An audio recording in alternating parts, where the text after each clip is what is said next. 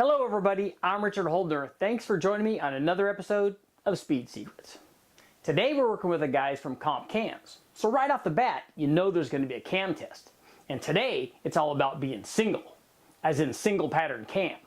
We took a stroker small block Chevy and ran 3 different cam profiles: mild, medium, and wild. So you could choose the best power curve for your application.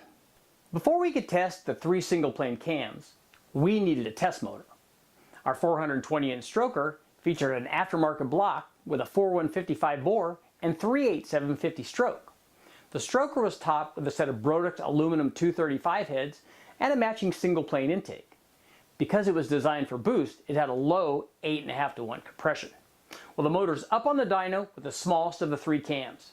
Let's check out those specs and see how it did. Mild camshaft number 1. Up on the dyno. Mild cam had plenty of torque.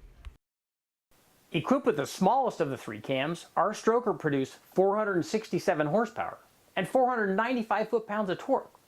With the first of our cams out of the way, it was time for a cam swap.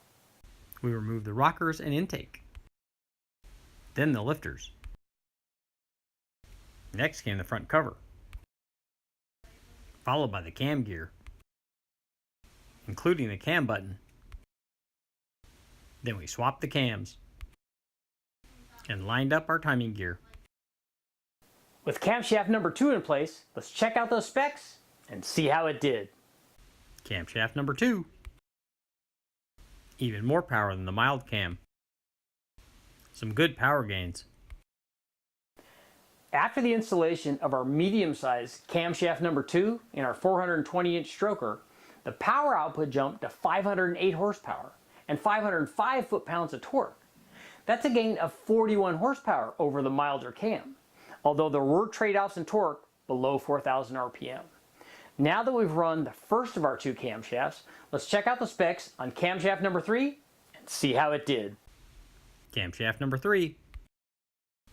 Back on the dyno.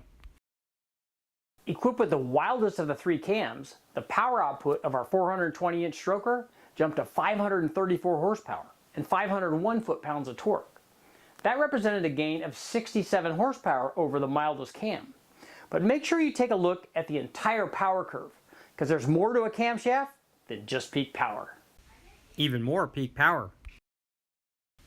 Big difference in the curves. Okay guys, the results are in, and as you can see, our 3 camshafts produce not just different peak numbers, but different curves. I like to think that there's a little something for everyone. If you've got a mild, daily driven truck where torque and drivability are the most important things, the mild cam is the best way to go.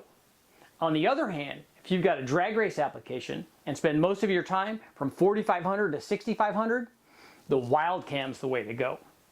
But what about a guy who wants most of the power of the wild cam and most of the drivability of the mild cam? Number 2, that's for you. I'm Richard Holdener. That's all the time I have. I want to thank the guys at Comp Cams. Join me next time on Speed Secrets.